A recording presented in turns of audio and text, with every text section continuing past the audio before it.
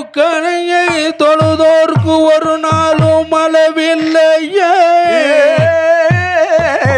ததன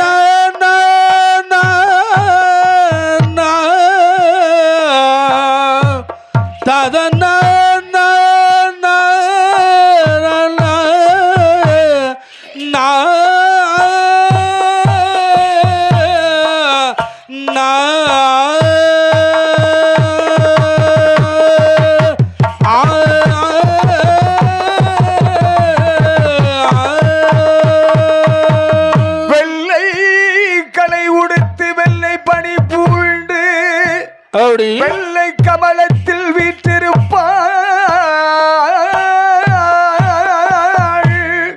வெள்ளை அரியாசனத்தில்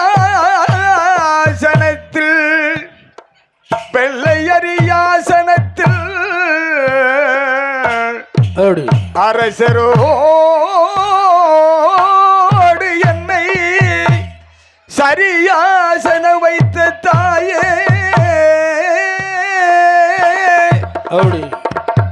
அரசரோடு என்னை சரியாசன வைத்த தாயே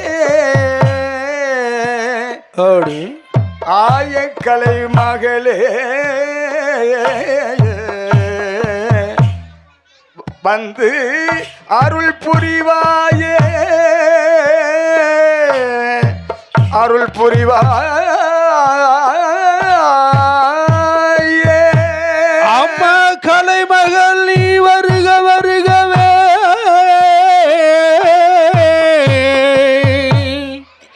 அம்மா அம்மா கலைமகள் நீ வருக வருகவே வருகவே வருகவே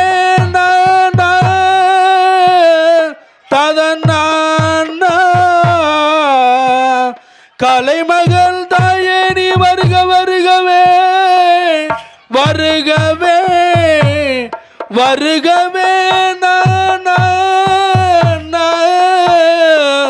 ததன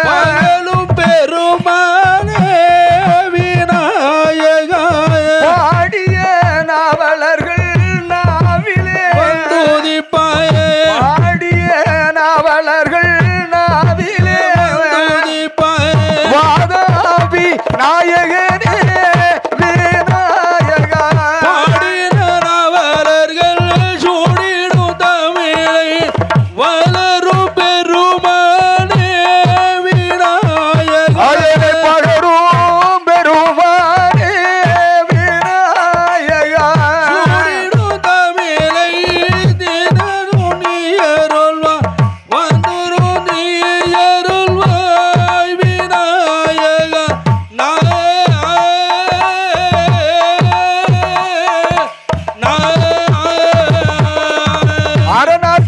மகனே அருள் பெருஞ்சோதிய அத்திமுகத்தோனே விநாயகா அத்திமுகத்தோனே விநாயகா அத்திமுகத்தோனே சக்தி கணபதி அத்திமுகத்தோனே சக்தி கணபதி சந்தி விநாயகனே விநாயகா அத்திமுகத்தோனே விநாயகா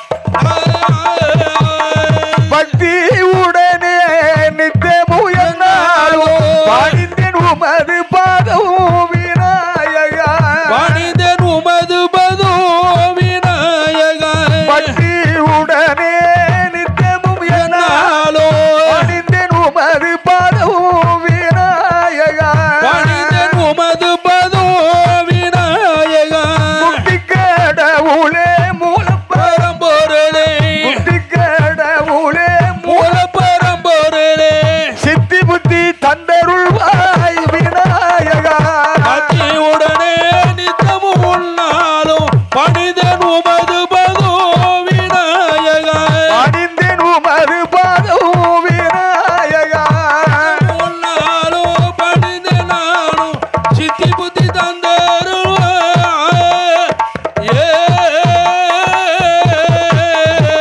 உமது குருவரனே வெற்றி வேலா வெற்றி வேலா கொண்டறிந்தேன் மார்மருகாவா ஆனை சிலையோனே அருமுகனே ஆரக்கர் குணம் ஜெயிற்றோ மலையரசன் திருமகனே வாழ்மயிலை அம்பிகை காண குரவள்ளி மறைவா செந்தில் நகர்வேல் முருகா ஆதியில வேதன் அம்பலத்தில் ஆடுமை ஜோதியிலே மாலையர் ஜோதியிலே மாலையர் தூண்டாது நின்ற மாலை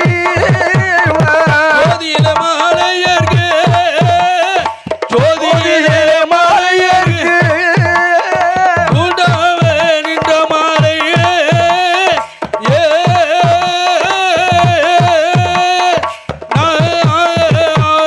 பார்மகளை பரமகளே பரலோகமாழ்பவளே பூமகளை புலமகளே புத்திமதி தந்தருள்வாய் வளமிருக்கு வனக்கிளியே வாக்கில் வந்து குடியிருப்பாய் இடமிருக்குங்களை மகளே என்னாவில் குடியிருப்பாய் தாயையும் மக்களை மகளே என்னை தற்காக்க வேண்டும் அம்மா என் தாயே உமையவளே இந்த ஏழைக்கே அருள் புரிவாய் மாலுக்குள்ளே குறைவாளா செந்தில் நகர்வேல் முருகா ஆயக்கலை வாணியம்மா ஆயக்கலை வாணியம்மா அடிவர் நாவில் வந்து அருள் புரிவாய்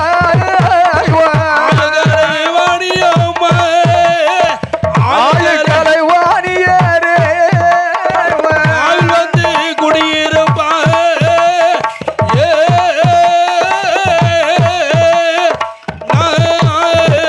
அப்படி பாடுகிறேன் நானும் உன்னை பலகாலம் உனை தொழுவேன் கூடுகிறேன் நானும் உன்னை குற்றம் கூறி வணிகிடாமல் தேடுகிறேன் நானும் உன்னை தெச்சேர புகணமல்ல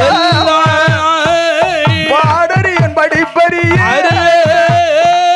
பாட்டில் உள்ள வகையே ஏடறியன் எழுத்தறி ஏட்டில் உள்ள வகையே பாடறிய நாளையிலே படிக்க வைத்தார் தாய் தகப்பன் ஏடறிய நாளையிலே என்னை எழுத வைத்தார் என் குருநாதர் கதிர் உலகு நெல் விளையோ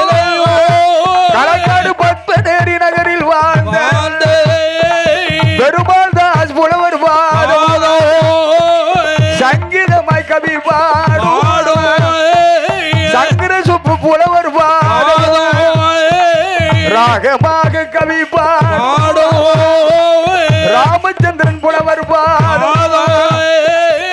சொல்லுக்கு சொல் அர்த்தம் சொல்லு சுப்பையா புலவர் செந்தமிழில் கவி பாடோ தென்காசி ஐயா துறை புலவர்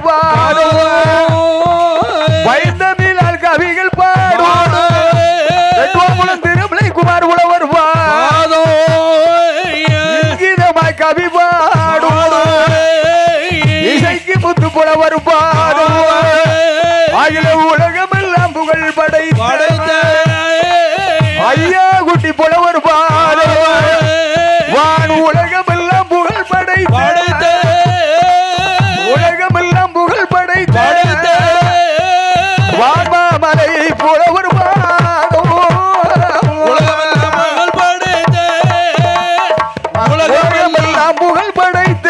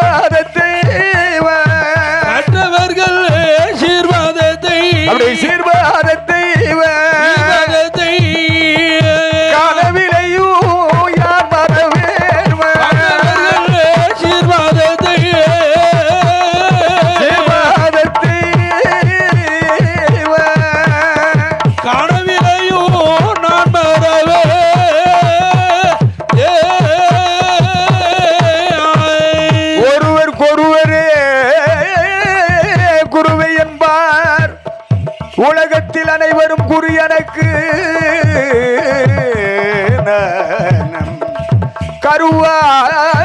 கருவாய் ஜனித்த கருக்குழியில் கைகால் என சுமந்து மாதம் சென்ற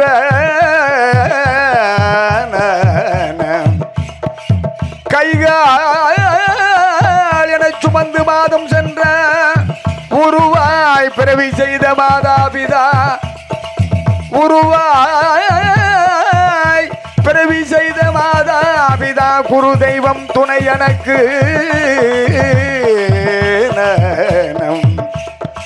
உருவாய் பிறவி செய்த மாதாபிதா உருவாய் பிறவி செய்த மாதாபிதா குரு தெய்வம் சீர்பாதம் துணை எனக்கு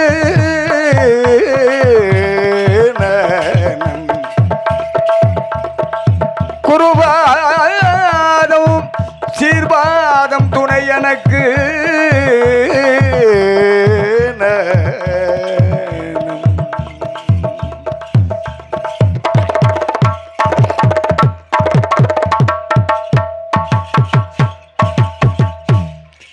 நீரோடு நிலம்பருகி திங்களும் மாறி மாறினும் மாறாமல் திகழ்கின்ற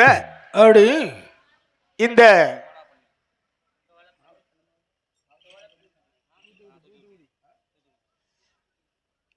நீர்வளம், நிலவளம், கோள்வளம், குடிவளம் எனும் 4 வளங்களும் நலமாய் பொருந்திய நாடகமாய் திகழ்கின்ற அப்படி இந்த வஉசி அதாவது தூத்துக்குடி மாவட்டத்தின் தளத்தின் கீழே சரி புனித சேத்திரமாய் விளங்குகின்ற தோலப்பன் பண்ணை என்பதாக சொல்லக்கூடிய இந்த மாநிலத்திலே இல்லையா பேசும் தெய்வமாக அமர்ந்து கொண்டிருக்கிறாள். ஆமா செட்டியை வழிமறித்த செங்காட்டு நீலியான அப்படி இசைக்கு அம்பிகையாள். ஆமா மற்றும் உண்டான பரிவார தெய்வாதைகள் சரி இந்த தோலப்பம்பண்ணை மாநகரிலே வணங்குகின்ற மக்களுக்கு வேண்டும் வரமளிக்கும் பரம் தெய்வமாக சரி கண் கண்ட தெய்வமாக அமர்ந்து கொண்டிருக்கின்ற இந்த இசைக்கு அம்பாளுடைய ஆலயம் ஆலயம் ஆலயம் ஈசனுக்கு கண் கொடுத்து வாசனிடம் பெண் வாங்கி வாழ்ந்திருந்தோர் குலம் வையகத்திலே தேவர் குலம் என்பதாக போற்றுவார்கள்.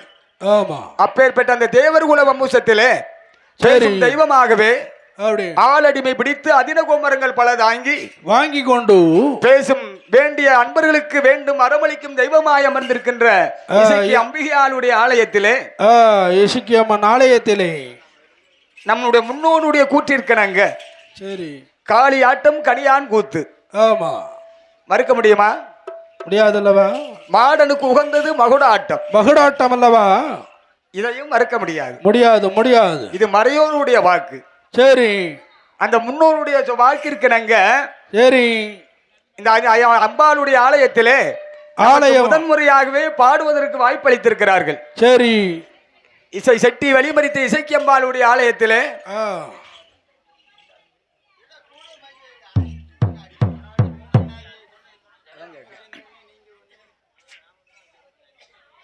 கற்றது கைமண் அளவு கல்லாதது உலகளவு என்ற ஔவையாருடைய சொல்லிருக்கணுங்க. இந்த சபையிலே இதற்கு முன்பதாக எங்களுடைய குலத்தார்கள் முன்னோர்கள் மூதையர்கள் சரி பெரியோர்கள் எல்லாம் இந்த அம்பாளுடைய ஆலயத்திலே வந்து அம்பாளுடைய வரலாற்றை பெருமையாக சொல்லியிருப்பார்கள், பாடியிருப்பார்கள் அல்லவா. உதாரணமாக பானாங்குளம் நகரில் வாழ்ந்த பெரியப்பா ராமசுப்பு அண்ணாவி மற்றும் தென்காசி மாநகரில் வாழ்ந்த மாமா ஐயாத்துறை மற்றும் வெட்டுவான்குளம் மாநகரில் வாழ்ந்த மாமா திருமலைக்குமார் மற்றும் தென்னக ரயில்வேயில் பணிபுரிந்து இந்த கனியான் கூத்து கலை தொழிலிலே ஒரு சிறந்த கலைஞராக பணிபுரிந்து வருகின்ற மாமா தங்கசுவாமி சரி இல்லையா, பழையப்பேட்டை டேப்பு முருக, ஆரைக்குளம் தங்கவேலு இருக்கிறாங்களா, பானாங்குளம் இசைக்கு முத்து மற்றும் சிந்தாமணி நகரில் வாழ்ந்த தாத்தா ராமச்சந்திரன் மற்றும் என்னுடைய தந்தையான நாங்குநேரி தளத்திலே வாழ்ந்த வானொலி புகழ் படைத்த வானுவாமலை அவர்கள் அவருடைய அருந்தவ புதல்வனாக விளங்குகின்ற இந்த கலைக்குழுவினருக்கு வாய்ப்பு அளித்திருக்கிறார்கள். நாங்கள் சிறியவர்கள் பாடுகின்ற பாடலில் சொல் குற்றம், கதை குற்றம், சாரீர குற்றம், பொருள் குற்றம் எவ்விதமான குற்றம் குறை இருப்பின் தாங்கள் பெற்றெடுத்த குழந்தை சிறு தவறு செய்வார்களானால் அவர்களை எவ்வாறு மன்னித்து ஆதரவு அளிக்கின்றீர்களோ அதன் தன்மையாக மீண்டும் இந்த கலைக்குழுவினருக்கு உங்களுடைய அன்பையும் ஆதரவையும் தருமாறு மீண்டும் இந்த கலைக்குழுவுடைய சார்பாக நாங்கள் சிரம் தாழ்ந்து கேட்டுக்கொள்கிறோம்.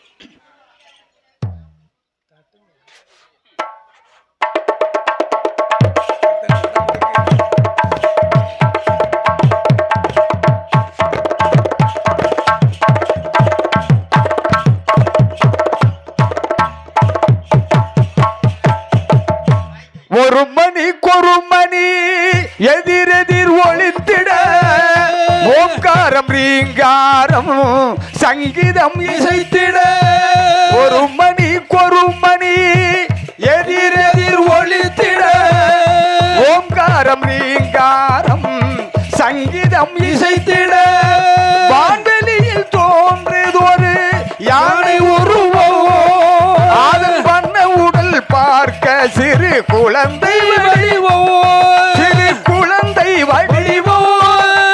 வடிவம் பருவோ ஒரு மணி எதிரெதிர் ஒளித்திட ஓங்காரம் ரீங்காரம் சங்கீதம் இசைத்திட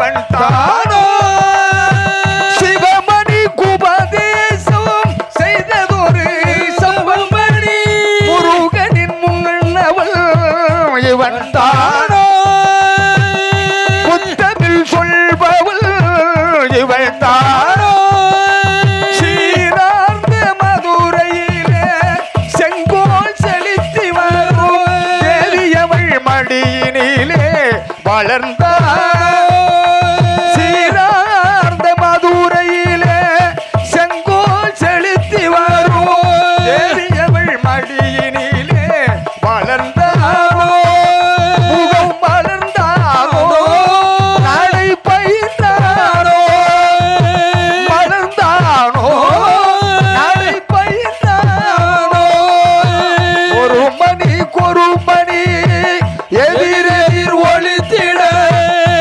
ஓங்காரம் வீங்காரம் சங்கீதம் இசைத்திட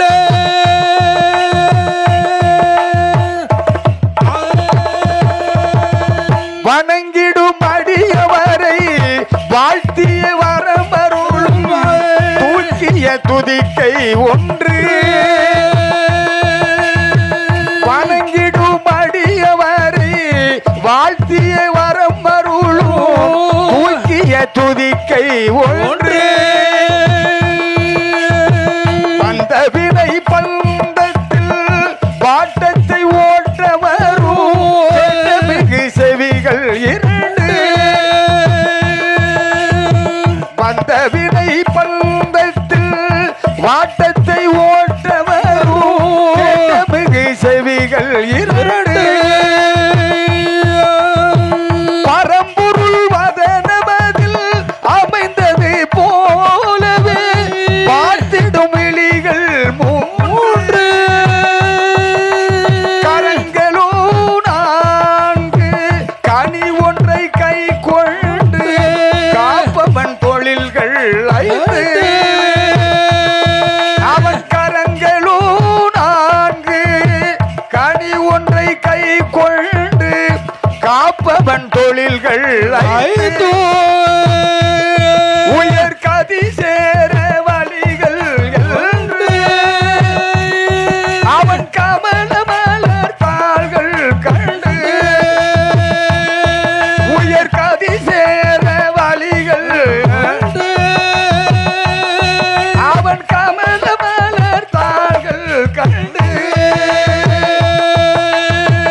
ஒரு மணி கொருமணி எதிரெதிர் ஒளித்திட ஓங்காரம் நீங்காரம் சங்கீதம் இசைத்திட வானலில் தோன்றுதொரு யானை உருவம் வண்ண உடல் பார்க்க சிறு குழந்தை வடிவோ சிறு குழந்தை வடிவோ பாவடியும் பருவோ சிறு குழந்தை வடிவோ பாவடியும் பருவோ ஒரு மணி பொறுமணி எதிரெதிர் ஒளித்திட ஓங்காரம் நீங்காரம் சங்கீதம் இசைத்திட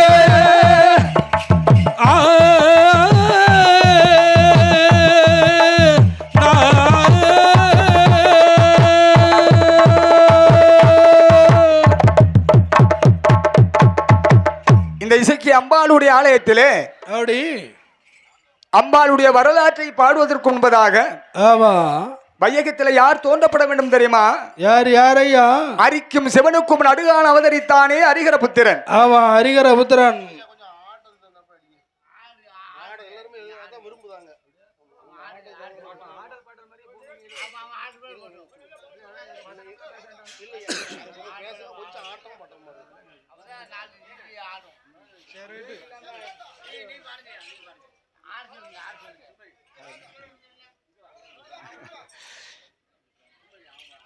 அரிக்கும் சிவனுக்கும் நடுகான் அவதரித்த ஐயனுடைய வரலாற்றை நான் பாட வேண்டும். ஏன் பாட வேண்டும் தெரியுமா? எதற்காக?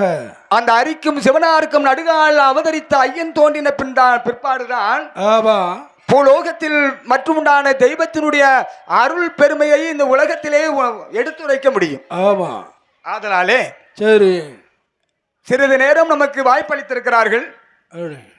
ஐயனுடைய வரலாற்றை பாடின பிற்பாடு சரி செட்டியை வழிமறித்தாலே செங்காட்டு நீலியான இசைக்கு அம்பாள் அம்பாள் இசைக்கு அம்பாளுடைய வரவை பாடுவதற்கும் நமக்கு வாய்ப்பளித்திருக்கிறார்கள். சரி ஆதலாலே இந்த அரிக்கும் சிவனுக்கு முன் அடுகாலம் அவதரித்த ஐயன் தர்மசாசா இந்த தரணியிலே தோன்றுகிறாரே. எப்படி தோன்றி வருகிறான் தெரியுமா?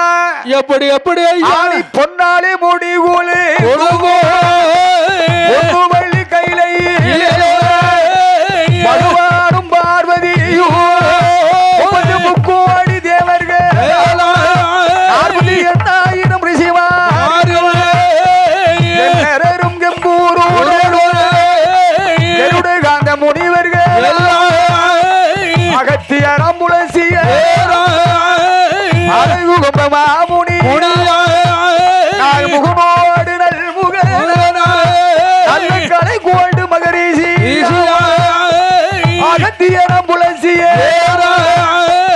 அழகுகொம்ப மாமுனி எல்லையில்லா இரிசிமார்கள் அதிக புத்திர கௌரிமார்கள் ஜோதியான நாரதர் ஜோதி நாரதர் ஜோதி மார்க்கண்டையரும் கொழுவிருந்தார்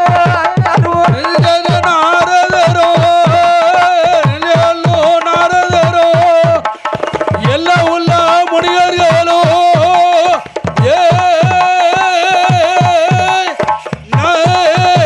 அவனி பிரம்மலோகம் தளமதி பிரம்மதேவனோடு கலைமகள வைகுண்டபதியதிலே பெருமானோடு லட்சுமி இந்திரலோகத்தில் இந்திரனோடு இந்திராணி யமலோக பதியதிலே யம தர்மனோடு சாமலை தெய்வலோக தளமதியிலே தேவேருளுக்கு தலைவனாக தேவேந்திரன் இந்திராணி கைலாசத்தில் கொழுவிருந்தார். இப்படி இருக்கும் போது இப்படியாயிருக்கும் போது எது காரணங்கள் நடக்குதையா இருக்கும் போது அங்கே இப்படியாயிருக்கும் போது நடக்குதையோ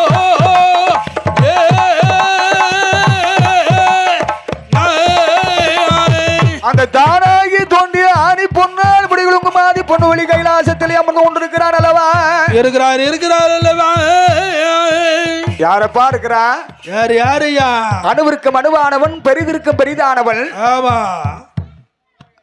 ஆதியும் அந்தமும் இல்லா அருள் பெருஞ்சோதி வடிவானவன் அரணாராகிய சிவபெருமானும் ஆதிபரா சக்தியான பார்வதா தேவியரும் ஆமை சக்தி பார்வதியானவளோ சக்தி சிவனாகவே சர்வ லோகத்திற்கெல்லாம் தாயின் தந்தையராக ஆமா ஆதி சிவனாரும் ஆதிபரா சக்தியான பார்வதியா தேவியரும் அந்த கைலாசத்திலே அமர்ந்து கொண்டிருக்கின்ற காலம் கைலாச மலையில் அமர்ந்து கொண்டிருக்கிற காலத்திலே அந்த கைலாச மலையதிலே தேவாதி தேவரெல்லாம் ஆதித்தன் உதிக்கு முன்னாள் அருண சந்தி உதய காலம் அழகுடனை எழுந்தரித்து கங்கையிலே நீராடி தானமது தானை செய்து அமராதி தேவரெல்லாம் ஆதிக்கும் அம்மனுக்கும் மண்ணில் செம்பில் ஜலம் பாத பூஜை நடத்தி செவ்வரளி மாலை சாத்தி சிவபூஜை செய்து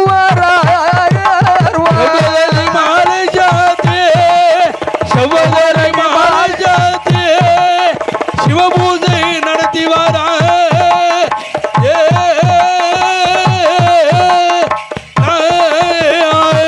ஆதி கைலாசத்திலே அமர்ந்திருக்கின்ற அமராதி தேவாதி தேவர்கள் எல்லாம் சக்தி சிவன் தோன்றிய நாள் முதலாகவே சக்திக்கும் சிவனாருக்கும் ஆதித்தன் உதிப்பதற்கு அரணாளிகைக்கு முன்பதாக எழுந்தரித்து சரி கங்கையிலே நீராடி ஸ்நானம் செய்து செய்து தேவேந்திரனுடைய நந்தவனத்தில் உண்டான மலர்களிலே அலரி மலர்களை பறித்து அதில் வந்து சிவபூசை தானே செய்து சிவனாருடைய 5 எழுத்து மந்திரமான நமச்சிவாயா என்ற நாதனாருடைய மந்திரத்தை நாவினால் உச்சரித்து அமரர்கள் அந்த தெய்வ கைலாசத்திலே அமர்ந்து கொண்டிருக்கிறார்கள். இருக்கிறாரே. இப்படியாக அமர்ந்து கொண்டிருக்கின்ற காலம் பாதாள உலகத்தை அரசு பாதாள உலகத்திலே வாழ்ந்து வருகிறார்கள். வருகிறார்களே இல்லையா? ஆமா. பாதாள உலகத்திலே யார் வாழ்ந்து வருகிறார்கள் தெரியுமா? யாரல்ல ஐயா? அசுராதி அசுரர்கள். ஆமா. 66 கோடி அசுராதி அசுரர்கள் பாதாள உலகத்திலே வாழ்கிறார்கள். ஆமா, அசுரர்கள்லாம் வாழ்ந்து வருகிறார்கள். இந்த அசுரர்கள் தேவர்கள் என்பவர்கள் யாரு தெரியுமா? காசிப மகரிஷியருக்கு, அதாவது கடலிலே பள்ளி கொண்டிருக்கின்ற சிறுமனுடைய நாராயணனுடைய நாபி கமலத்தில் தோன்றப்பட்டவன் ஆண்முகனாகிய பிரம்மன். பிரம்மன் அல்லவா? அந்த பிரம்மனுடைய புத்திரராக விளங்குகின்றவன் காசிப மகரிஷி. மகரிஷியானவன் அந்த காசிப மகரிஷியருக்கும் சரி அதிதி திதி என்பதாக சொல்லக்கூடிய 2 மனைவிமார்கள் எல்லாம். முதல் மனைவியான அதிதியினுடைய திருவயிற்றிலேயே 33 தேவாதி தேவர்கள் அவதாரம் எடுத்தார்கள். அல்லவா? மேலும் மாபலி சக்கரவர்த்தியை சிரம் அறுப்பதற்காக வேண்டி சரி ஸ்ரீமன் நாராயணன் வாமன மூர்த்தியாகவும் அவதாரம் செய்திருக்கிறாரே. மற்றொரு மனைவியான திதியினுடைய வயிற்றில் அவதரித்தவர்களே அவர் 66 கோடி அசுரர்கள். அந்த அசுராதி அசுரர்களோ மூர்க்க குணம் படைத்தவர்கள். ஆமா இல்லையா? ஆமா, மூர்க்கம் உண்டுல்ல அசுரர். நீதி இருக்கா? நீதி நேர்மை என்பது இருக்காது. நீதி நேர்மை ஈவு இரக்கம் தெய்வதாட்சரியம் ஒண்ணு இருக்காது. தெய்வ பக்தி குரு பக்தி முதலான குணநலன்கள் அசுரர்களுடைய இடத்திலே இருக்காது இல்லையா? ஆமா. இப்படியாகவே அந்த அசுராதி அசுரர்கள் பாதாள உலகத்திலே வாழ்ந்து வருகின்ற காலம் சரி அசுராதி அசுரனுக்கு தலைவனாக ரிஷிமுகாசூரன் சரி மனைவியான வருந்து ராட்சதையால் பெண்ணாளோடு வாழ்ந்து வருகிறாரே. எப்படி வாழ்ந்து வருகிறார்கள் தெரியுமா? எப்படி ஐயா? அந்த பாதாள லோகத்திலே ரிஷிமுகா வர்ணன் என்றும் ராட்சுதை பெண் கொடியாள் மன்னவரும் தேவியுமாய் மனமகிழ்ந்து வாழ்ந்துவார். மன்னன் சொல்லை மங்கை கேட்டு மனையாள் சொல்லை மன்னன் கேட்டு மன்மகனும் ரதியும் போலே மாளிகையில் வாழ்ந்துவார். அப்படி வாழ்ந்து வரும் நாளையே ரிஷிமுக அசுரருக்கு சொத்தால் குறைவு இல்லை, சுகத்தாலை தாழ்வும் இல்லை, மண்ணால் குறைவும் இல்லை, மனையாலை தாழ்வும் இல்லை, பொன்னால் ஒரு குறைவு இல்லை, பொருளாலை தாழ்வும் இல்லை, எல்லா செல்வம் உண்டு. அந்த ரிஷிமுக அசுரருக்கு பொன்பொருள் தான் இருந்து புத்திரன் வரம் அதுதான் அவருக்கு இல்லை. சொத்திருந்தும் சுகம் இருந்தும் சொத்தை ஆழ்வதற்கு பிள்ளை இல்லை. சொத்திருந்து சுகம் இருந்தோ அவருக்கு சொத்திருந்து சுகம் இருந்தோ சுகத்தையாலே பிள்ளை இல்லை.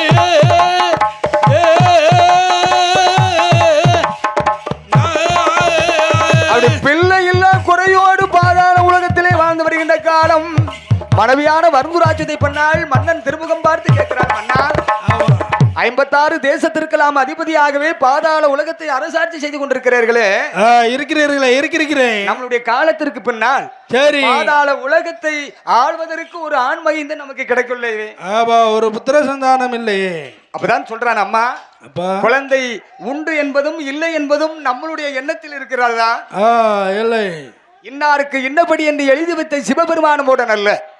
மூடன் அல்ல. பேரழகு இன்பம் பெணிபொறுப்பு சார்காலம் சரி. ஐந்தும் ஆறின் கருவில் அமைந்த பிரகாரம் அணு அளவும் விலகாது என்பார்கள். ஆமா, எல்லளவும் விலகாது என்பார்கள் அல்லவா?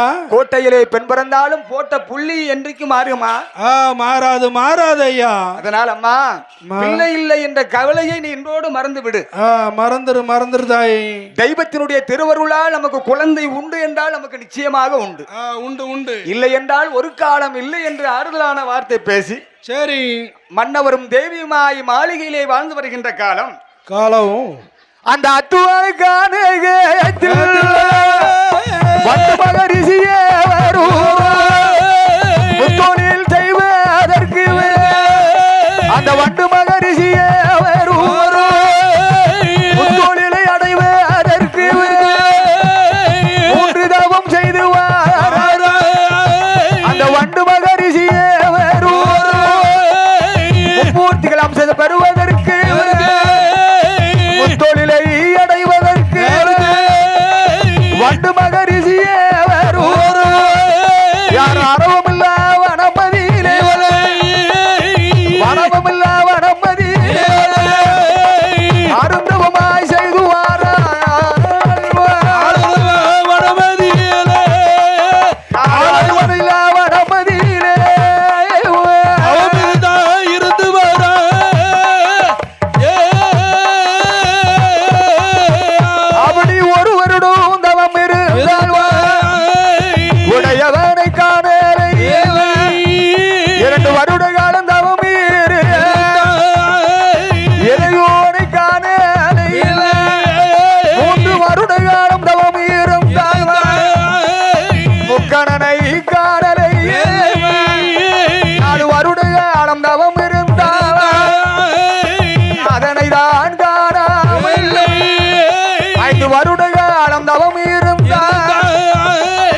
சிவனாரைக்காரரை நண்டு மகரிஷியவர் 12 வருட காலம் ஒரு பக்தரை உள்ளவன் இருந்தான். உண்ணாமல் உறங்காமல் உடையவனை தஞ்சம் என்று அப்படி 12 வருட காலம் 12 வருட காலம் பக்தியாய் தவம் இருந்தான். பக்தியாக தவம் இருந்தான். தவம் இருந்தாள் 12 வருட காலம் ஒரு பக்தன் தவம் இருந்தான்.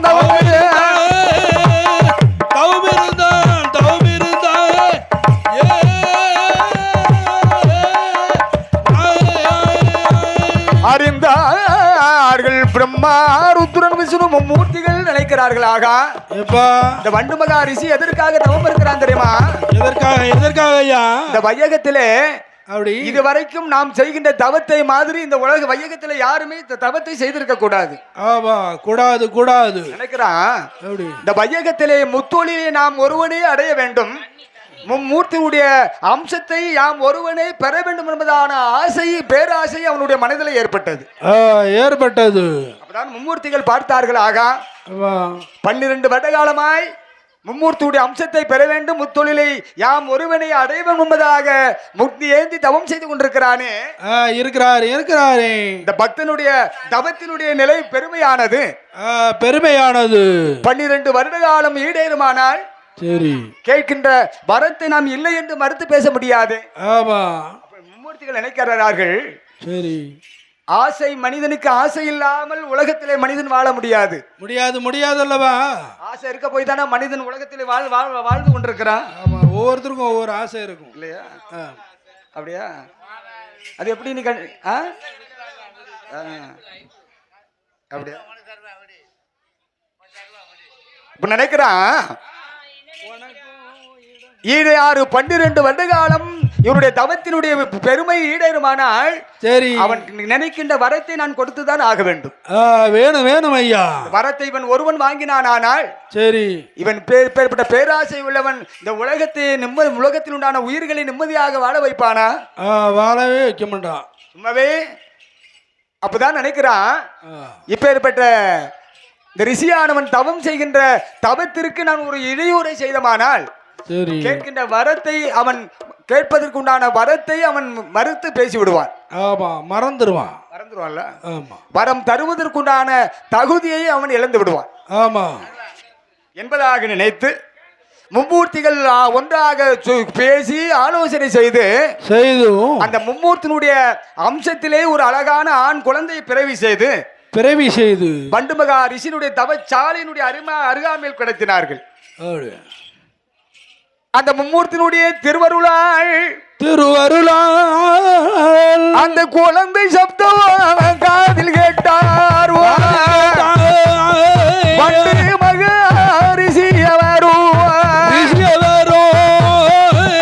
குழந்தை சத்தமும் அதை காதில் கேட்டு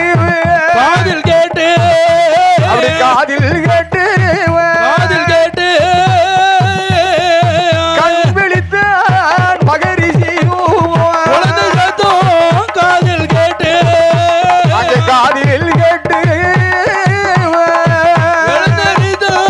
மகரிஷியோ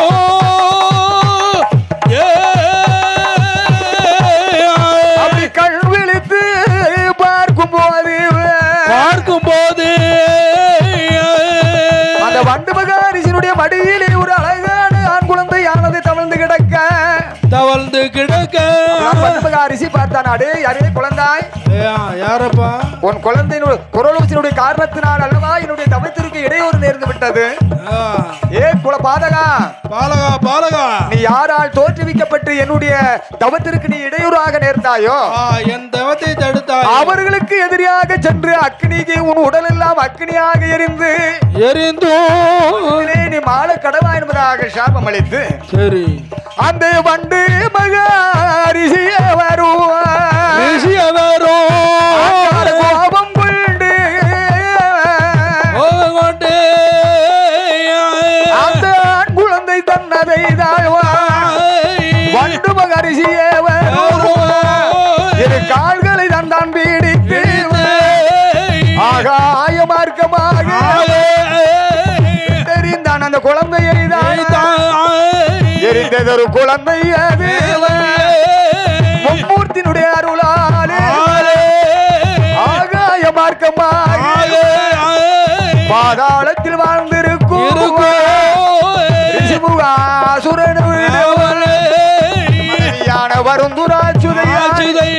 வருந்துராச்சுதையால் பெண்ணால் இறைவனுடைய அருளாலே எரிந்ததொரு ஆண் குழந்தை அந்த வருந்துராச்சுதையால் மடியதிலே குழந்தை வந்து விழுந்திடும்.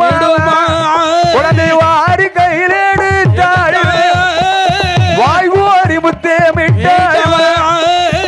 ஓரியை கையில் எடு கையோடு சேர்த்தனைக்கு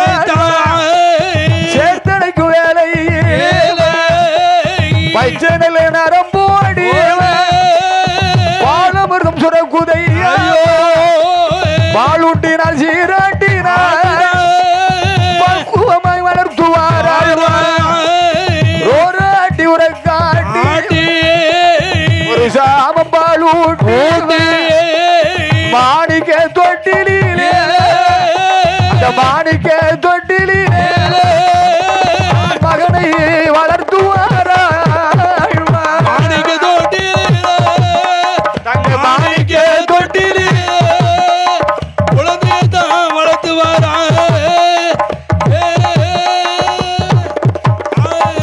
அந்த வருந்துராஜுதை பெண்ணாளுடைய மடியிலே மும்மூர்த்தியுடைய திருவருளால் கிடைத்தது ஒரு ஆண் குழந்தையை தன்னுடைய கணவரிடத்திலே செய்தியாக சொல்லி உற்றார் உறவினர்களை எல்லாம் அழைத்து விருந்து உபச்சாரங்கள் பலகள் செய்து மன்னா பார்த்தீர்களா ஆகாய மார்க்கமாக தெய்வத்தினுடைய திருவருளால் இந்த குழந்தை நமக்கு வரமாக கிடைத்திருக்கிறார்.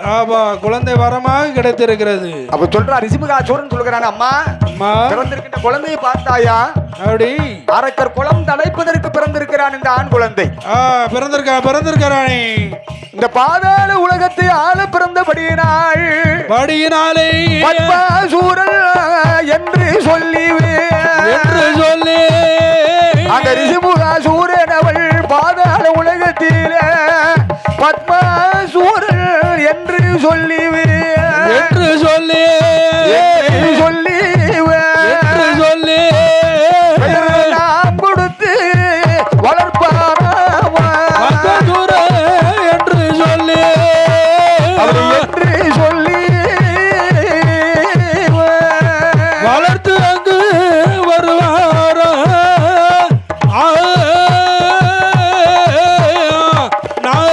வல்லமையா இருந்ததாலே இருந்ததாலே வல்லேரக்கள் என்று சொல்லி என்று சொல்லி நாமும் தான் கொடுத்து தான் கொடுத்தோம் அந்த பாதாள உலகத்தில் பரம்புராட்சதை ரிஷிமுகா சூரன் இருவர்கள் அளவில் நினைக்கிறார்களாக என்ன என்ன என்னையா வல்லமையாக பிறந்திருக்கின்றபடியினால் வல்லரக்கன் என்றும் வல்ல அரக்கன் என்றும் பாதாள உலகத்தை ஆள பிறந்ததினால் பத்மா சூரன் என்பதாக பெயர் நாமம் கொடுத்து பத்மாசூரன் வல்லரக்கன் என்றும் பெயர் நாமம் கொடுத்து ஒரு மேடையும் பொழுதொரு வண்ணமுமாய் வண்ணமுமாக வளர்பிறை சந்திரனாகவே அந்த அரண்மனையிலே அந்த குழந்தையை நாளொரு மேலையும் பொழுதொரு வண்ணமுமாகவே வளர்த்து வருகிறார்கள் வளர்த்து வருகிறார் அல்லவா அப்படி வளர்த்து வருகின்ற நாளையில் நாளையிலே ஒரு வயது 2 வயது உற்றம் 1 வயது ஆச்சு ஆமா இல்லையா 3 வயதிலே முடியிறக்கினார்கள் காது குத்தினார்கள் ஆமா 4 வயது நடந்தோடும் பிராயமானான் சரி 5 வயதிலே அறியாத பருவம் ஆகிறான் ஆகிறான் மீண்டும் அந்த ரிஷிமுகா சூரன் இருக்கிறான் என்ன 5 வயதிலே அறியாத நூல்களை இவன் அறிவு நூல்களை இவன் கற்றுணர வேண்டும் வேணும் என்று என்பதாக நினைத்தோம் அசுர குலத்திற்கெல்லாம் குலகுருநாதனாக இருக்கிறானே ஆமா யாரப்பா யாரு வசிஷ்டரா சூரிய குலத்திற்கு குருநாதன் வசிஷ்டன் அசுர குலத்திற்கு குருநாதன் சுக்கராச்சியார் இல்லையா சுக்கராந்தி ஆத்திராச்சியார் சந்திர குலத்திற்கு குருநாதன் சதானந்த பகரிஷி அதுபோல தேவ குலத்திற்கு குருநாதர் பிரகஸ்பதி என்பதாக சொல்லக்கூடிய வியாழ பகவான் ஆமா அப்படியா அது தலைவர் அவர் தானேப்பா முதலாளி தலைவர் எல்லாம் கொடுப்பார் இப்படியாக இருக்கின்ற வேளையில அப்ப 5 வயது அறியாத பருவமாகின்ற பொழுது 5 வயதிலே 5 வளையாதது 50 வளையாதது என்பதாக சொல்கிறார்கள் ஆமா இல்லையா ஆமா 5 வயது ஆரம்பமாகின்ற பொழுது ஆரம்ப பள்ளியிலே அக்காலத்திலே பள்ளிக்கூடம்லாம் காலேஜோ பள்ளிக்கூடம்லாம் கிடையாது இல்லையா ஆமா குருகுலம் வேத பாடங்கள் 4 வேதம் 6 சாஸ்திரம் 11 புராணம் யாருக்கு தெரியுது ரிக் யசூர் சாமம் அதர்வனம் வேதங்கள் தெரிந்தா படித்தாலே போதும் தெரிஞ்சாதானே மனுஷனா இருப்பான் ஆனா அவனா அம்மா ஆடு யாருக்கு தெரியாது உலகத்தில் இல்லாத பாடத்தை நாட்டில் நடத்திக்கிட்டு இருக்காங்க ஏன்னா சரி அதாவது சரி மனிதன் என்பவன் பிரம்மாவுடைய படைப்பிலே பகுத்தறிவு உள்ளவன் மனிதன். உலகத்திலே நன்மை எது தீமை எது பாவம் எது புண்ணியம் எது உயர்ந்தவர்கள் யார் தாழ்ந்தவர்கள் யார் யாரு ஆராய்ந்து அறிவதற்காகவே கொடுத்த அறிவு ஆறாம் அறிவு. ஆமா பகுத்தறிவு. ஆனால் அந்த ஆறாம் அறிவு மனிதர்கள் எல்லா மனிதர்களுக்கும் இருக்கிறதா என்றால் அது இல்லை. மனிதன் பாதி மிருகம் பாதியாக தானே அந்த உலகத்துல வாழ்றான். இருக்காங்கல்ல அப்படி என்ன பண்ண ஐந்தறிவுக்கும் மனிதருக்கும் விலங்குக்கும் வித்தியாசம் என்ன இருக்கு? மனிதனுக்கு 2 காலு 2 கை, விலங்குகளுக்கு 4 காலு. ஏன் அதை கையா கொடுத்துருக்க கூடாதா? ஏன்னா விலங்கு ஐந்தறிவுள்ள ஜீவ உயிர்களானது பூமியை தான் அதனுடைய பார்வை பூமியை தான் பார்த்து கொண்டிருக்கின்றமே தவிர ஆகாயத்தை பார்க்கின்ற சக்தி அந்த ஐந்தறிவுள்ள வன ஜீவ உயிர்களுக்கு கிடையாது. மனிதன் ஆகாயத்தை பார்ப்பான். ஆகாயத்தில் என்ன இருக்கு? சூரியன் இருக்கிறான், சந்திரன் இருக்கிறான், நட்சத்திர தேவாதிகள் இருக்கிறார்கள். மேக கூட்டங்கள் இயற்கையை ரசிப்பான் இல்லையா? ஆகாயத்தை பார்க்கும் ஆறாம் அறிவு. ஆகாயத்தில் தானப்ப சூரியன் இருக்கிறான். உலகத்திற்கே சிவனாக இருப்பவன் சூரியன். சூரியன் சந்திரன் இல்லை என்றாலே இந்த உலகம் இருளாகிவிடும். ஆமா ஆமாயா. உலகத்துல ஒளி ஜீவ உயிர்கள் என்பதே இந்த உலகத்தில் தளராது. புல்லு பூண்டு கூட தளர்க்காது. சூரியன் சந்திரனுடைய ஒளிவினால்தான் உலகத்தில் உண்டான ஜீவ உயிர்கள் எல்லாம் இந்த மண்ணுலகத்திலே வாழ்ந்து கொண்டிருக்கிறது. இதை மறுக்க முடியுமா? ஆனால் அந்த ரிஷிமுகாசூரன் நினைக்கிறான், ஐந்தாம் அறிவு வருகின்ற பொழுது 5 வயதிலே ஆரம்ப நூல்களை கட்டுணர செய்ய வேண்டும் என்பதாக மனதில் நினைத்த மாத்திரம் அந்த அசுர குலத்திற்கு குருநாதராக விளங்குகின்ற சுக்கராச்சாரியுடைய ஆசிரமத்திலே கொண்டு அந்த குழந்தையை முறையாக பாடசாலையில கொண்டு சேர்த்தார். முறையாகவே அந்த பத்மாசூரனான அரக்கன் அந்த அசுரகுருவான குலகுருவான சுக்கராச்சாரியுடைய ஆசிரமத்தில் இருந்து முறையான கல்வி நூல்களை எல்லாம் முறையாக கற்றுணர்ந்தான். என்ன படித்தான் தெரியுமா? அப்படி அறிவுரிய சுவடிவே அறிவுரிய சுவடிவே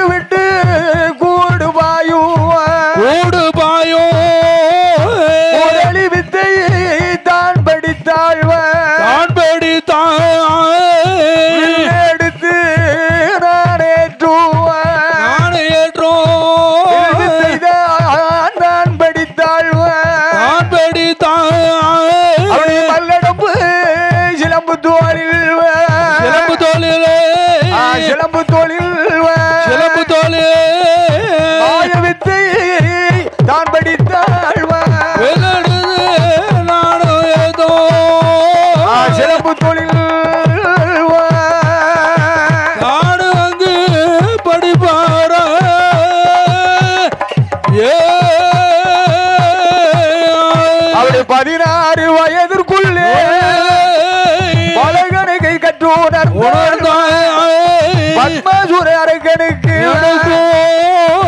19 வயதாச்சு. ஒரு பருவமான பாதாள உலகத்தில் பத்மாசூர அரக்கனுக்கு அந்த பெற்றோர்களான தாய் தந்திரிகள் ரிஷிமுகாசூரன் வரும்பூர் ஆச்சுதை பெண்ணா நினைக்கிறாள். 16 வயதிற்குள்ளே ஆசானுடைய அரமனையிலே பல நூல்களை எல்லாம் கற்றுணர்ந்து நாளொரு மேடியும் பொழுதொரு வண்ணமாய் வாலிப வயோதிகனாக வளர்ந்து விட்டானே. வயதா 19 வயதாகி விட்டது. இளவரசன் போல இருக்கிறான் அல்லவா? 19 வயதிலே கள்ளி திருமணத்தை நாம் முன்னின்று நடத்தினால் நம் கண்ணுள்ள போதே கன்னி திருமணத்தை உனக்கு நான் முன்னின்று நாம் சிறப்பாக நடத்த வேண்டும். திருமணம் நடத்த வேண்டும் என்பதாக நினைத்து பெற்றோர்கள் ஆசையினாலே சரி உறவினர்கள் எல்லாம் அழைப்புதல் செய்து பவளக்குடி என்ற ஒரு பெண்ணை நல்ல நாள் தினத்திலே தினம் பார்த்து மாலை மனம் சூடி 2 பேர்களுமாகவே வாழ்ந்து வருகிறாரே. அப்படி மன்னவரும் தேவியுமாகவே அந்த பாதாள உலகத்திலே அப்படி மன்னவரும் தேவியுமாய் மன்னவரும் மனமகிழ்ந்து அப்படி மன்னன் சொல்லை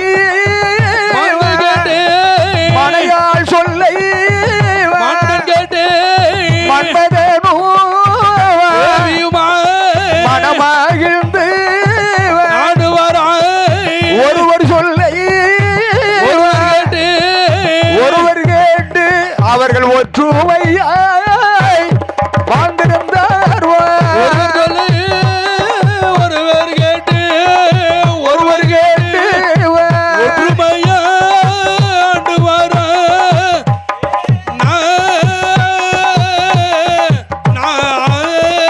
அப்படி வாழ்ந்து வரும் அந்த ரிசிவுக சூரனானவன் நினைக்கிறாள். ஒரு நாள் தினத்திலே தன்னுடைய நில கண்ணாடியிலே நின்று ரிசிபுகாசூரன் தன்னுடைய திருமுகத்தை பார்க்கிறான். வயதோ அவனுக்கு நாளாக வயதாகி கொண்டிருக்கிறது. இனி நம்மால் இந்த பாதாள உலகத்தை அரசு பரிபாலனம் செய்ய முடியாது. நமக்கோ வயதாகி விட்டதல்லவா. 56 தேசத்திற்கெல்லாம் அதிபதியாக சரி மகனாகிய பத்மா சூரனானவள் பட்டம் சூட்டி இந்த பாதாள உலகத்தை ஆள வேண்டும். பட்டம் முடி சூட்டி பாதாள நாட்டை ஆள வேண்டும். ரிசிபுக சூரனானவன் மனதிலே நினைத்து அப்படி மந்திரியை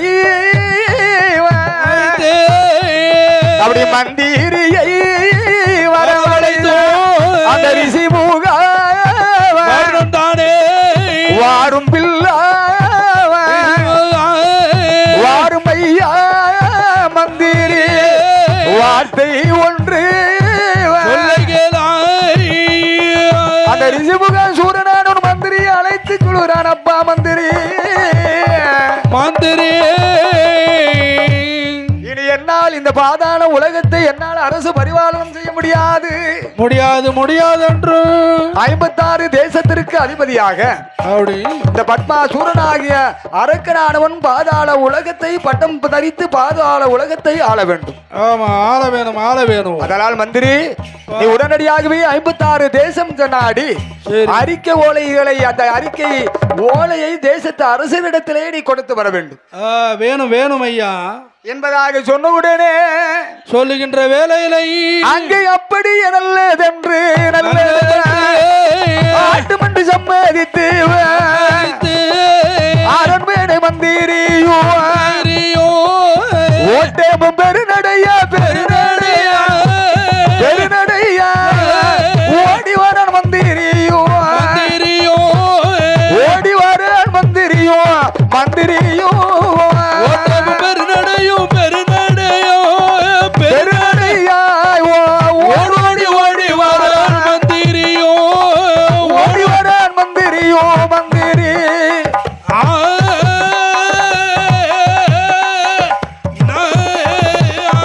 அந்த 56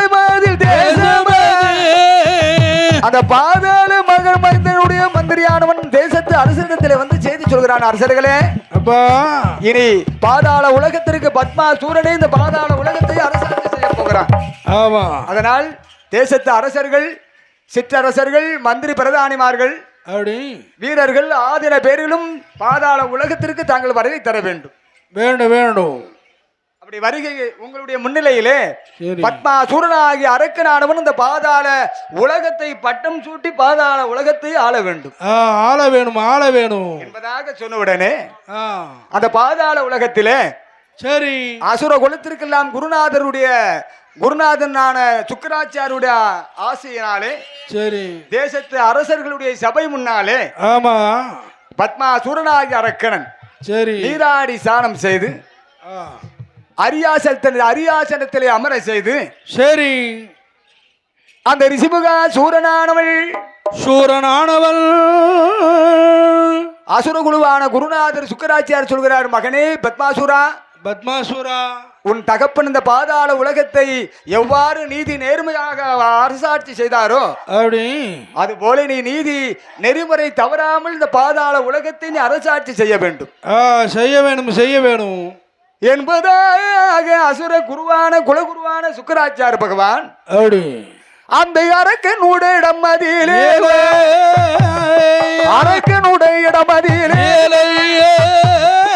அழகு சுக்கராட்சியரோ தங்க முடி எடுத்து தலையதிலே சுடுவார் மணிமூடி தான் எடுத்து மணிமகுடம் சுடுவார் பொண்ணு முடி தான் எடுத்து அரக்கன் சரசதிலே தானே சூடி கடமை வாங்கி ஆராய்ச்சி மணியும் கட்டி அரக்கனவன் ஆண்டுவாரா மகட முடி தான் தரித்து மண்டலத்தை ஆண்டுவாரா பொண்ணு முடி தான் தரித்து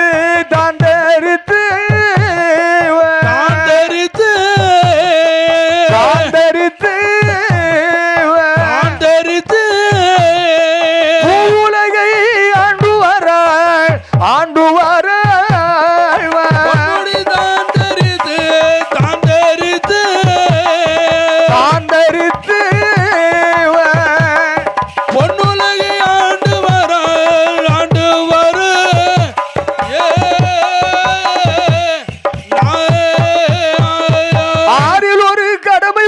கடமை வாங்கி ஆராய்ச்சி மணியும் கட்டி நீதி முறை தவறிடாமல் நேர்மையது விலகிடாமல் மனுநீதி தவறிடாமல் மாநிலத்தை ஆண்டுவார் அரக்கணவன் ஆண்டுவார் ஆண்டு வரும் வேலையிலே அந்த ரிஷிமுக சூரனானவள் மனைவியானவள் சொல்கிறாள் மன்னா மைந்தா எப்பா இந்த பாதாள உலகத்தை நீதி நெறியோடு அரசு செய்தையானால் இதோ இருக்கிறார்களே 56 தேசத்து அரசர்கள் தேசத்து மன்னர்கள் எல்லாம் உனக்கு கப்ப பணம் கொடுத்திடுவார் கையை கட்டி வணங்கிடுவார் பகுதி பணம் கொடுத்திடுவார் பணிந்து உன்னை வணங்கிடுவார் குச்சி பணம் கொடுத்திடுவார்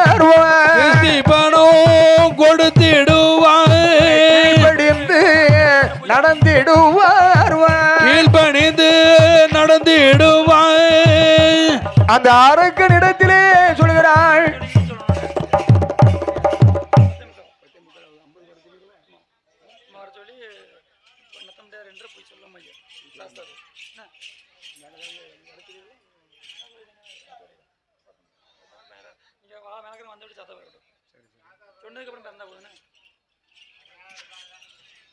இந்த பத்மாசூரனாகி அரக்கனானவன் அரசாட்சி செய்து வருகின்ற காலமதியிலே கொஞ்ச காலம் பத்மாசூரனானவன் பாதாள உலகத்திலே நீதி நேர்மை என்பது தவறாமல் நெறிமுறை தவறாமல் அரசாட்சி செய்தான் செய்து வந்தான் சிலது காலம் கழிந்த பின்னால் சரி அவனுடைய மனதிலே ஆசை ஏற்படுகிறது பணம் வந்துட்டு அப்ப நினைக்கிறான் மந்திரி அழைத்தான் அப்பா மந்திரி எப்பா ஆலயத்திற்கு ஆறுகால பூஜை அவசியமா வேண்டாம் நினைக்கிறான் களஞ்சியத்திலே அதிகமாக பொருளை சேமிக்க வேண்டும் என்ற பேராசையினுடைய காரணத்தினால் சரி ஆலயத்தில் நடைபெறுகின்ற பூஜையை முடக்கினான் பத்மாசூரன் களஞ்சியம் நிறைய குறையாதுல்ல இல்லையா ஆமா அப்படி பகவான் தெய்வத்தினுடைய பூசியம் முடக்கியபடியாலே பாதாள உலகத்திலே தெய்வத்தினுடைய திருவருளால் 12 வருடகாலம் பாரில் மழையில்லா பஞ்சம் கடும் பஞ்சம் அப்பமாது இந்த அரக்கன் சும்மா இருந்தானா இல்லை மந்திரியை அழைத்து கேட்கிறான் அடே மந்திரி அப்பா மந்திரி இதுவரையும் தேசத்து அரசர்கள் களஞ்சியத்திற்குண்டான கப்பம் காணிக்கைகளை செலுத்தாமல் அமர்ந்து கொண்டிருக்கிறார்களே எதற்காக என்ன காரணம் ஏது காரணம் என்பதை நீ அறிய மாட்டாயா தெரிய மாட்டாயா அரக்கனுடைய வார்த்தையை கேட்டு மந்திரி ஆனவனும் தேசத்து அரசரிடத்துல வந்து கேட்கிறான் அப்ப சொல்றார்கள் அடே மந்திரி நீலாம் ஒரு மந்திரியா மன்னன் சரி மன்னன் நாடாளும் மன்னனிடத்திலே நீதி இல்லை நேர்மை இல்லை இல்லையா ஈவு இரக்கம் தயவுதாட்சி முதலான குணநலன்கள் இல்லை ஒன்றுமே இல்லையே மந்திரி மக்களுக்கு ஒரு குறை நேருமானால் மக்களுடைய குறையை நிவர்த்தி செய்வதுதானே ஒரு மன்னனுடைய கடமையாக இருக்க வேண்டும் இருக்க வேணும் இல்லையா அப்படி அதனாலே அதான் சுவாமி அப்ப சொல்றான் அடே அரக்கா அப்பா வல்லரக்கா அடே மந்திரி மீண்டும் கப்பம் காணிக்க வேண்டும் என்பதாக நீ கேட்பாரானால் தேசத்து அரசர்கள் எல்லாம் ஒன்றாக சேர்ந்து பாதாள உலகத்தை எதிர்த்து போர் செய்வதற்கு நாங்கள் தயாராகுவோம் என்று சொன்ன உடனே சரி மந்திரியானவன் அரக்கு இடத்திலே சொல்கிறான், மன்னா அவர்களிடத்திலே நம் கப்பம் காணிக்கை நம்மால் இனி நாம் கேட்க முடியாது முடியாது முடியாது மீண்டும் நாம் கேட்போமானால் சரி தேசத்து அரசர்கள் எல்லாம் ஒன்றாக சேர்ந்து நம்ம எதிர்த்து யுத்தம் செய்வதற்கு அவர்கள் தயாராகி விடுவார்கள் போல் தெரிகிறது. அந்த அரக்கின் இடத்திலே மன்னன் சொல்கிறாள், மன்னன் உரைக்கிறாள், அடுத்து போர் செய்வதற்கு ஆணைப்படை இல்லை மன்னா, ஆறுபடை இல்லை மன்னா, தொடுத்து போர் செய்வதற்கு வலிமை உள்ள வீரர் இல்லை, கனத்த போர் செய்வதற்கு காலார்படை இல்லை மன்னா, சண்டை செய்ய வேண்டாம் ஐயா, சங்கடங்கள் வந்து சேரும், அதனாலே மன்னவர் சண்டை செய்ய வேண்டாம் ஐயா, பல சங்கடங்கள் வந்து சேரும் என்று அரக்கனுடைய இடமதியிலே, அரக்கல் இடமதியிலே மந்திரியும் முறைப்பாரா, அரக்கனோட இடமதியில மந்திரியும் உரைப்பாரா. அந்த அரக்கனுடைய இடத்திலே மந்திரியானவன் சொல்கின்ற வேளையிலே மந்திரியானவன் சொல்கிறான், மன்னா மன்னா மன்னா அவர் வருவர்களோ 56 தேசத்து அரசர்களாக இருக்கிறார்கள். இருக்கிறார் ஒரு நாட்டு அரசனாக இருக்கிறோம். ஆமா, ஒரு நாட்டு படைதான். அடுத்து போர் செய்வதற்கு ஆணைப்படை இல்லை, இல்லை மன்னா, கனத்த போர் செய்வதற்கு காலார் படை இல்லை, இல்லை ஐயா அண்ணா. அந்த 56 தேசத்து அரசர்களை எதிர்த்து தாங்கள் வெற்றி பெற வேண்டுமானால் எந்த தெய்வத்தினுடைய ஆலயத்தில் நடைபெறுகின்ற பூசையை தாங்கள் முடக்கினீர்களோ, எந்த தெய்வத்தை நீர் மறந்தீரோ, அந்த ஆலயத்தில் எழுந்தருகின்ற ஈசனை நினைத்து தாங்கள் ஏற்ற தவம் செய்தீர்களானால், முக்கனை நினைத்து தவம் ஈசனிடத்திலே அக்னி வரத்தை தாங்கள் ஒருவராக வாங்கி இந்த 56 தேசத்து அரசர்களை ஒரு நொடி பொழுதிலே அழித்து விடலாம் என்பதாக அரக்கனானவன் இடத்திலே மந்திரி சொல்ல, மந்திரி யோசனை சொல்ல, அப்படியே பத்மாசூரனான அரக்கனானவன் நாடிலிருந்து நகரிலிருந்து பொன்பொருள் மண்மனை மாளிகை எல்லாம் இழந்து மனையால எல்லாம் இழந்து ஈசனை நினைத்து 26 வருட காலம் தவம் இருந்து 12ஆம் வருடத்திலே 3 விரலால் முடிக்கின்ற வரம், ஆள்காற்றி விரலால் அழிக்கின்ற வரமானதை தானே வாங்கி கொண்டு படியிலிருந்தது ஒரு வரம் கொடுத்த பகவானை சோதனை செய்ய அப்படி இல்லையா.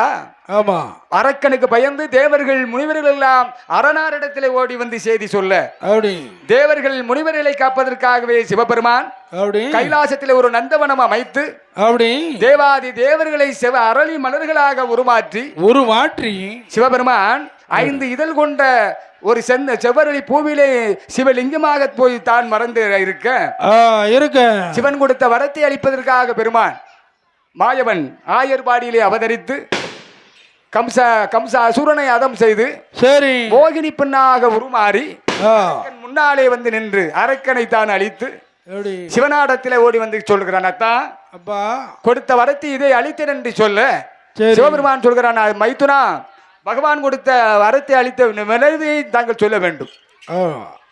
என் பெருமான் வாயவனானவன் மோகினி பெண்ணாக வடிவம் எடுத்து தானே நிற்க, அங்கே கட்டி முத்தவும் தான் கொடுக்க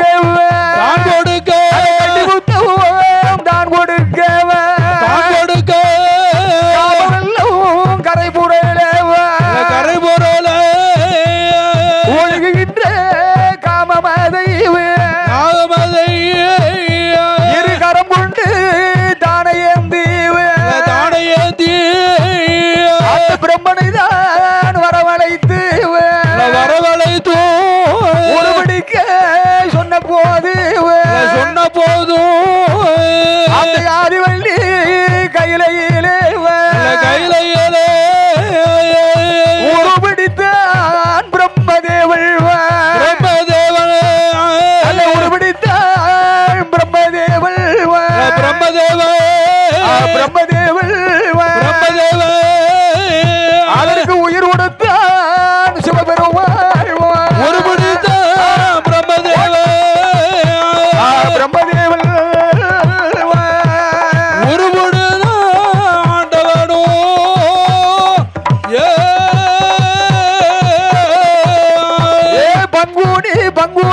மாதத்திலே மாதத்திலே 18ஆம் தேதியிலே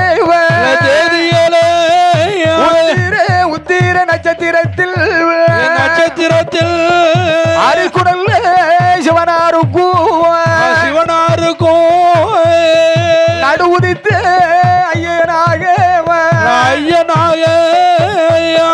ஐயனார் தான் பிறந்தார் நடுவாய் தான் உதித்தேவ அரிக்குடல் அரிக்கும் சிவனாருக்கும்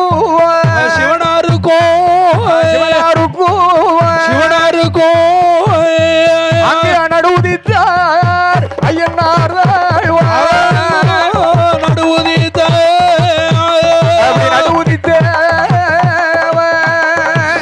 வந்து பிறக்க போறான் பங்குனி மாதம் 18ஆம் தேதி உத்திர நட்சத்திரத்தில் அரிக்கும் சிவனுக்குமாய் நடுகால் அவதரித்த அரிகர புத்திரனாகி ஐயன் தாயனாரான தர்மசாஸ்தா